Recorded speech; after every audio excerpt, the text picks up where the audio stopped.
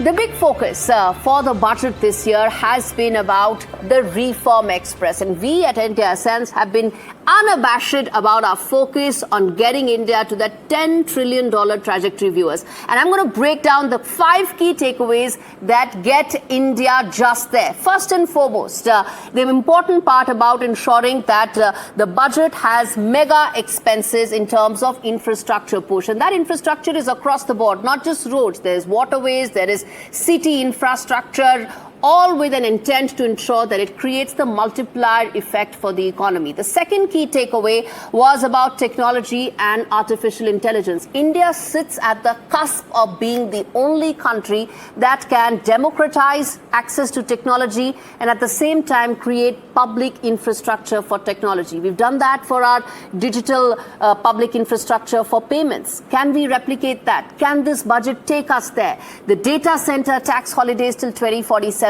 could be that big catalyst. The third important aspect about it was that equity markets gave a thumbs down to the market last year. To the budget. They've recovered today, 24 hours later, but they gave a thumbs down because there was this fear that it could reduce the amount of turnover in the market. Markets have already been impacted in the last couple of months, and the budget really became a sentiment dampener. Remember, a lot of this is actually driven by sentiment, and the sentiment was that long-term capital gains tax would be reduced. That didn't happen, further dampening the overall equity market sentiment. I'm going to come to that in a bit because investors have actually pulled out money out of India in large numbers, and that impacts us. But the big takeaway also was about the finance minister's very, very responsible aspect of choosing fiscal prudence over populism. Simply put, no excess money being given away, even though it is a year where there are 5 state elections. Important, BJP is looking to make deep inroads into all of them.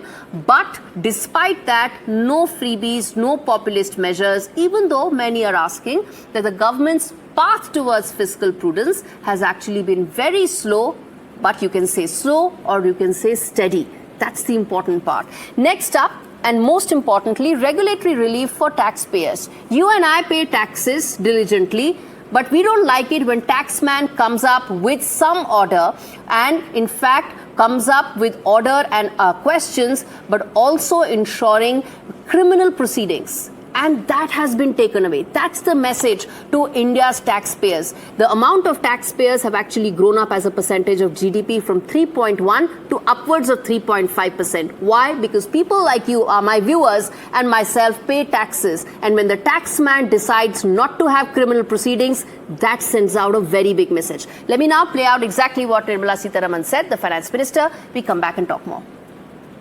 Reform Express. Our government has undertaken comprehensive reforms towards creating employment, boosting productivity, and accelerating growth. After the Prime Minister's announcement on Independence Day in 2025, over 350 reforms have been rolled out.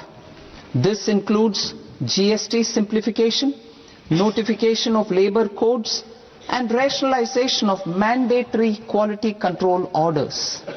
High-level committees have been formed, and in parallel, the central government is working with the state governments on deregulation and reducing compliance requirements. The Reform Express is well on its way and will maintain its momentum to help us fulfill our kartavya.